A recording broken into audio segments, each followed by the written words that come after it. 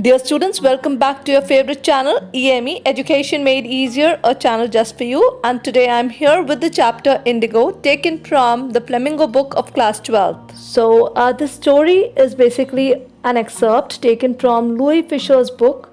The title of the book is The Life of Mahatma Gandhi, and this is an excellent book that contains a first-hand account of British high-handedness and oppressive policies.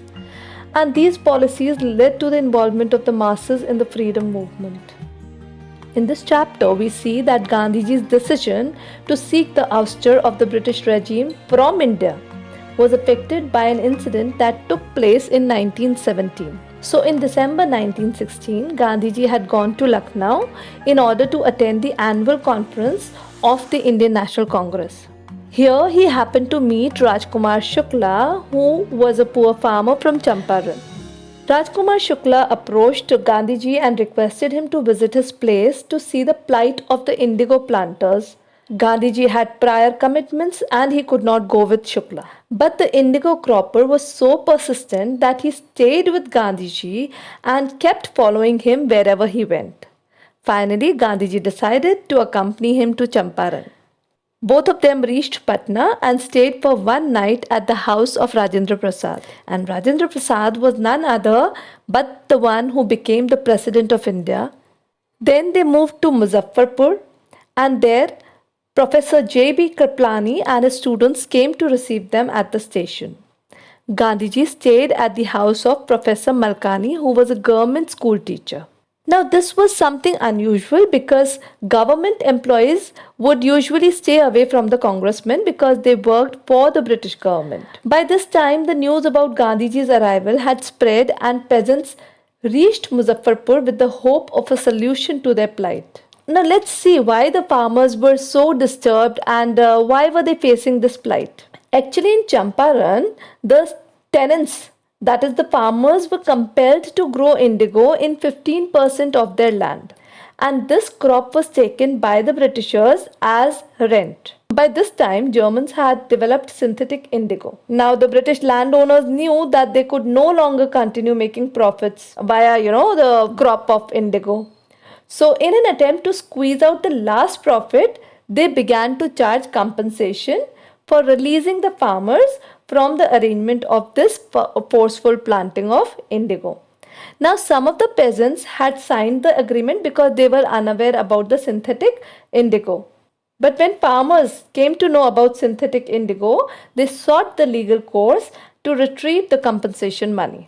So, Gandhiji tried to analyze the situation by talking to the lawyers who were representing the case of the peasants. During the course of conversation, he discovered that the lawyers had been charging high fees from the peasants. Gandhiji scolded the lawyers on knowing about it and decided to change the course of action because he did not expect justice from the law courts that were being run by the British. He then resolved to free the people of fear from the ruler. Gandhiji arrived in Champaran and asked the secretary of British Landlords Association for details. But the secretary refused on the grounds that he was an outsider, and Gandhiji claimed that he was not an outsider because this was his country. After this, Gandhiji tried to contact the administrative officials of Tirhut, who declined any help and advised him to leave the town at once. Instead of leaving the town, Gandhiji left for Motihari, that is the capital of Champaran, along with several prominent Indian lawyers. Crowds of peasants greeted them at the station. Gandhiji began investigations to understand deeply this system of exploitation of ignorant farmers. During one of his visits to an affected farmer, he was stopped on his way and was driven back to town. After that, an official notice was served ordering him to leave Champaran. Gandhiji signed the notice but put a remark that he would disobey it. Subsequently, he was summoned to appear in the court the next day. Gandhiji stayed awake the whole night and made preparations before appearing at the court. The news about this trouble had spread fast and thousands of peasants gathered around the court. The officials had to seek Gandhiji's help to control these men.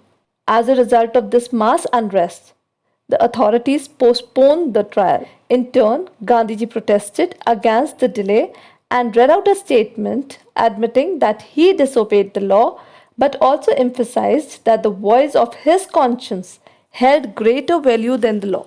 The judge decided to release Gandhiji but asked him to furnish bail for the 2 hours recess before the judgment was pronounced. Gandhiji refused again. The judgment was withheld for a few days, but Gandhiji was allowed to stay free. The lawyers who had come for the trial had no choice but to return. However, they decided to court arrest as per Gandhiji's wish, thus registering their fight against the injustice meted out to the sharecroppers. This marked the beginning of the victory of the Battle of Champaran. Gandhiji's principle of civil disobedience had proved successful. The lieutenant governor dropped the case against Gandhiji. However, a defiant Gandhiji did not leave Champaran and went ahead to inquire further into the grievances of the farmers.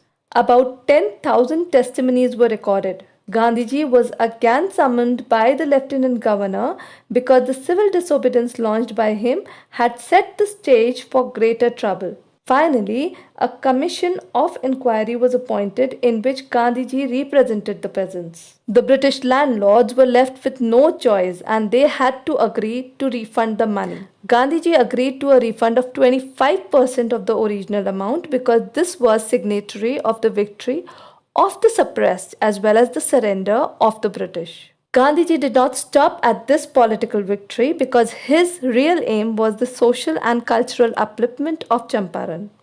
He initiated a campaign of social welfare by setting up schools and health centers. His wife and youngest son, along with many volunteers, joined him in this task. Thus, a brief visit to a remote district was extended for more than a year, and this experience marked a turning point in the life of Gandhiji. His unconventional ways of politics became apparent because his focus remained on the common man's everyday problems, seeking liberation through self-reliance. That's all for today. In case of any doubts or queries, you can drop us a message on Instagram, or you can also drop them in the comment section below. I'll revert to them as soon as possible. See you in the next video. Till then, bye-bye.